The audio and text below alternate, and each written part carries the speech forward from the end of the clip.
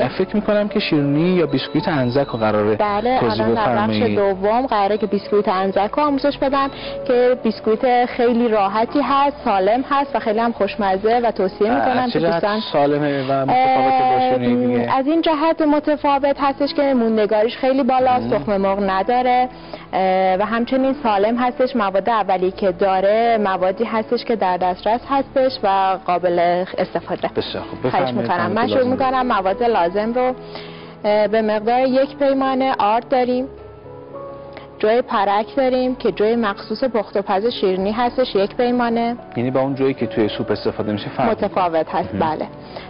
شکر سفید داریم 50 گرم یا 1/2 پیمانه. شکر قهوه‌ای داریم 1/2 پیمانه. نمک داریم که من داخل آردم ریختم 1/8 قاشق چایخوری. پودر نارگیل داریم 1 پیمانه.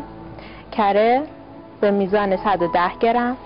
عسل 2 قاشق سوپخوری. آب جوش 1 قاشق سوپخوری و همچنین عرق بهار نارنج که من داخلش ریختم 1 قاشق چایخوری، 1 قاشق سوپخوری و همچنین رنده پوست پرتقال داریم 1 قاشق سوپخوری. بسیار خیلی راحت هستش این شیرینی. شروع میکنیم اینور مواد خشک رو مخلوط میکنیم، همه مواد خشک رو با هم، آرد، جوی پرک، شکرها شامل سفید و قهوه‌ای که اگر شکر قهوه‌ای در دسترس نداشتن میتونن جایگزین از همون شکر سفید استفاده کنن. پودر نارگیل تأثیری نداره. چرا؟ یک مقدار شکر قهوه‌ای طعمدار هستش و تأثیر داره ولی در ماهیتش زیاد تأثیر ایجاد نمیکنه. بله، محسوس نیستش. اینا رو که با هم دیگه مخلوط کردیم، از این طرف کرمون رو میذاریم که آب بشه. من قبل از برنامه خود گذاشتم. همچنین عسل رو بهش اضافه میکنیم.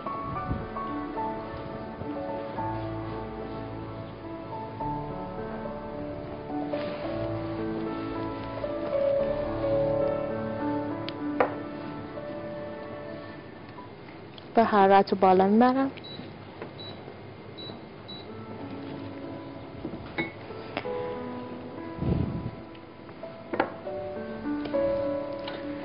مواد خشک رو اول یک مقدار با قاشق یا حالا لیسک یا هرچی که دم دستشون هست مخلوط میکنن و بعد از اینکه مواد تر که شامل کره و بقیه مواد هست رو اضافه کردن، بهتر هستش که از دست استفاده کنن که تمام مواد تر به مواد خشک آغشته بشه. نیاز به زمان خاص داره یا اینکه هم که مخلوط شد؟ هم که مخلوط شد کفایت میکنه. داخل یک قالب هایی که ارتفاع خیلی کمی داره ریخته میشه و این شیرینی در فر 180 درجه سانتیگراد به مدت 12 تا 15 دقیقه نیاز به پخت داره. شیرینی خیلی موندگاری هست.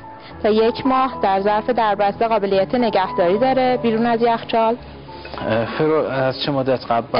فر حدود 1 ربع قبل. در تمام شیرینی ها معمولا فر رو 1 ربع قبل روشن میکنیم.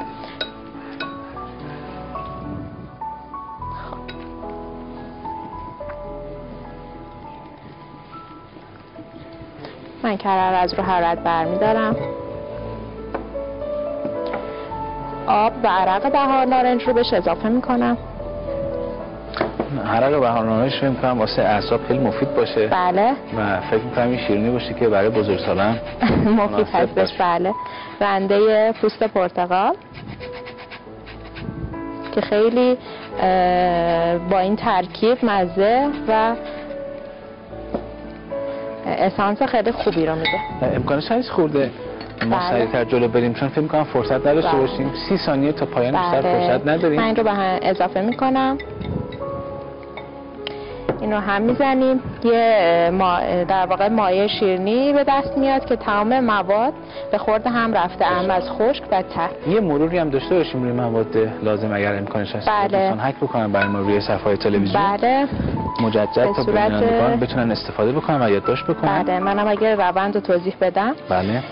وقتی که اینطوری شد داخل قالب میریزیم که دیوار کوتاه باشه. بله. دیگه ظاهرا وقت نداریم.